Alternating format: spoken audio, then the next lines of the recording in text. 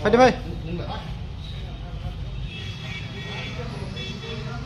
শফিউৰ ৰহমান। সফিউৰ ৰহমান অ এটা যে ডিমাকুছিত মানে চুৰ বুলি মানে তোমাক ধৰা অ হ'ল এইটো কেনেকুৱা এইটো কেনেকুৱা মানে ছাৰ মইতো ইয়াত কাম কৰিব আহিছোঁ। অহাৰ পিছত মই এটা নিচা কৰোঁ। এই ল'ৰাটো নিচা কৰি আছিল, তাৰ লগত মই যে নিচা চাইছোঁ। ক'লে যদি লাগে তাৰ মোৰ কল নাম্বাৰটো নিয়ে মোক কল কৰিবি। কি নাম ল'ৰাটো কি নাম দীপ চৰকাৰ। দীপ চৰকাৰ অ তেওঁ মানে লগত আছিলে লগত আছিলে। মোবাইল দোকানত মানে চুৰি কৰিব আহিল অ তেওঁ আহিছে মোক নিচা কৰি পেলাই মোক লৈ আহিছে। মানে ভাং আনি মোক খুৱায়। ক'লে লাগিলে ভাংটো কোনে আনে দীপ চৰকাৰ আনি মোক খুৱায়।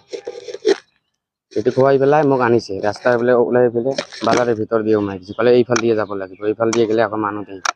সেইকাৰণে পিছফাল দিয়ে আহি পেলাই দৰ্জাটো খোলাই দিলে, খোলাই পেলাই ক'লে ভিতৰত সোমাই গেঞ্জিটো বান্ধিবি। তাৰপিছত মই ভিতৰত সোমাই পেলাই গেঞ্জিটো বান্ধিলোঁ। ক'লে মোবাইল চা আছে নেকি? মইতো ক'লো নাই। সেইকাৰণে ওলাই আহ কেইটকামান খুচুৰা পইচা পাইছোঁ এইটো লৈ আহিছোঁ আৰু এটা হেডফোন আনিছোঁ। ল'ৰাটো হয় ডিমাকুছী চাৰিআলি।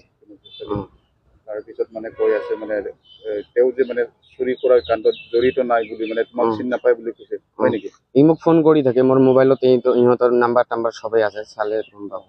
কোন লোক পাইছিলে তাত তাৰ লগ পাইছোঁ এই যে কমেডি হল আমাৰ ৰুমেৰ ওচৰতে সি ভাং খায়। ভাং খাব আহে।